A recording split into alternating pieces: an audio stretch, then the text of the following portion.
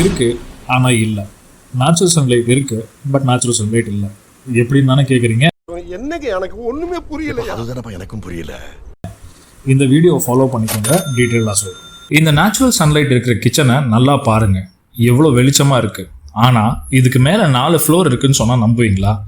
இது நேச்சுரல் சன்லைட்டே கிடையாதுங்க. இது ஒரு விதமான லைட்டிங் அண்ட் லென்ஸ் டெக்னாலஜி.